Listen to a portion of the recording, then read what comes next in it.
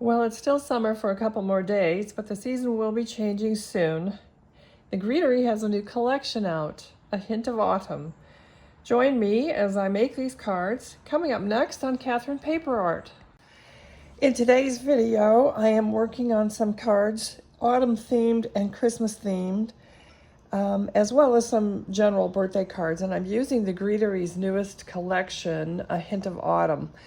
This is a rare instance when I bought the entire collection because I just think it's so beautiful and it lends itself to do so much.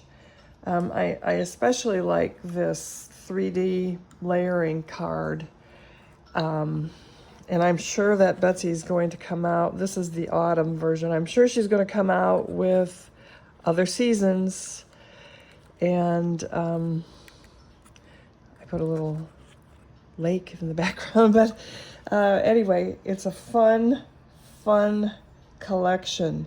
There's so much in it. It offers so much. So anyway, let's get started. You can see that I have done a number of die cuts and stamps and stenciling and embossing already. I've used my glimmer machine, and there's just so much in this collection. It's just so beautiful.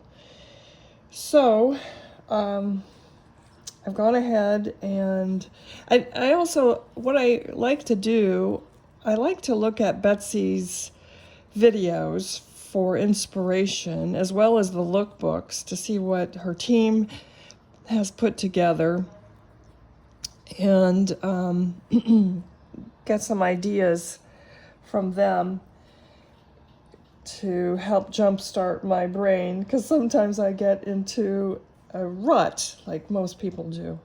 But anyway, I'll go ahead and finish off these cards and show you some others as well along the way. So I'll do these off screen and be right back. Okay, I'm using the Wild Wetlands dies. It's a layering die system. And I've already gone ahead and cut everything out and colored it. And I'm putting it onto a capsule cameo background, which I've embossed because I thought it looked too plain, just being plain. And this is going to be a shaped card. And I've decided I'm going to do some tone-on-tone stamping. This is Tailored Expressions craft cardstock, which I'm going to do some tone-on-tone stamping using the Thankful and Blessed stamps. So I'm going to do this, and I'm going to stamp it with antique linen, the Tim Holtz Distress ink. So I'll do that off screen and be right back. So I did my tone-on-tone stamping and glued it to the card base. And I've got my center panel, which I have embossed. And I just use a plain cream color, and I have a couple panels behind it to give it some loft. I just used some scrap cardstock behind it. You could just use foam squares or whatever, but so I'll go ahead and glue that down. And then I stamped out my sentiment using the same craft cardstock, and for the ink I used the Distress ink in Gathered Twigs. So I'll go ahead and mount all of this on here off screen and be right back. One thing I'll mention too is that I used my paper tools when I made my flowers so that I gave them depth, and I also put I used foam squares to maintain that depth, just to give it a little more life. And the sentiment that I chose is from the Capsule Collection Floral Borders. And strangely, there are no dies for this.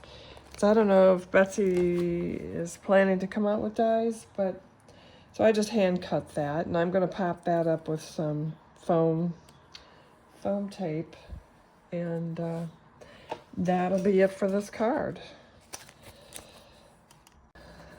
If you've watched any of the Greetery's videos, the introduction videos to this launch, you'll see that Betsy gives tips as well as provides a template for stamping out the cameo capsule floral border.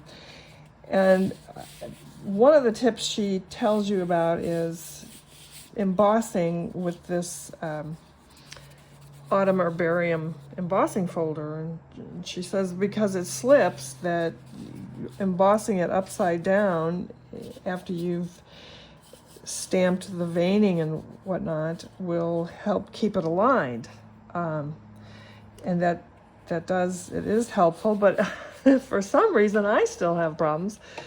And so what I've decided to do with one of my problems, after I die cut it, nothing lined up. The stamping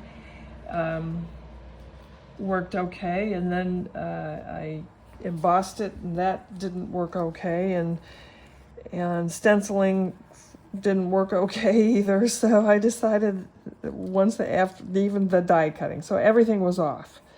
So I decided what I would do is just mount the die cut leaves onto a panel of the same color background, which is the craft, and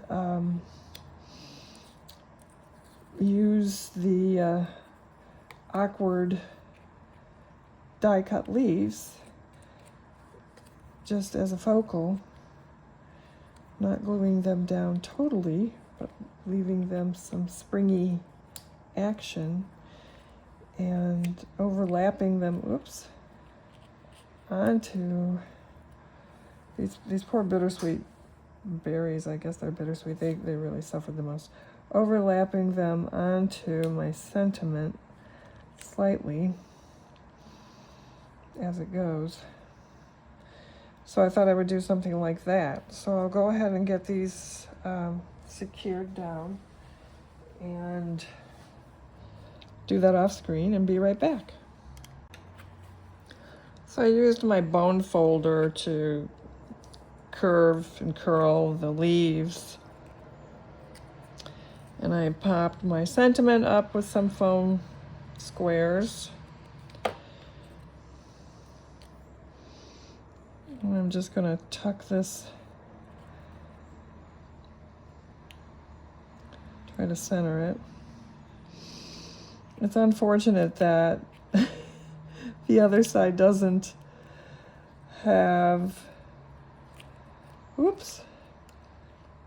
doesn't have the same reach on the leaves and whatnot.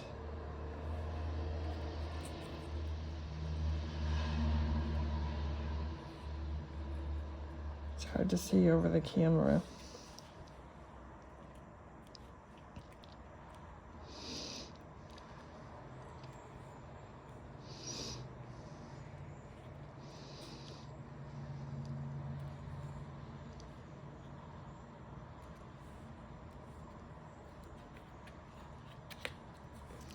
So anyway, that's that card. Not too bad for turning a mistake into a card. It's not the greatest, but it's okay. And for my last card, my Christmas card, I used the Best Bouquet Details flowers. I think a lot of people have the same idea of using this die set. It's a great die set. It lends itself to so many occasions. Works perfectly for Christmas, I think. And this is a shaped card also, and I've got the inside panels. I still haven't stamped them yet, and I haven't even really affixed them, so I can pull them out to stamp what I want to say on the inside. But it's really pretty. I splattered some black ink to tie the sentiment in. I didn't want to go gold because there's a lot of gold going on here with the borders. And I just like the way the black stands out more. I just think the black provides better contrast. So anyway, these are my 4 cards. And I hope you liked the video. And if you did, please leave us a thumbs up. Thank you for watching.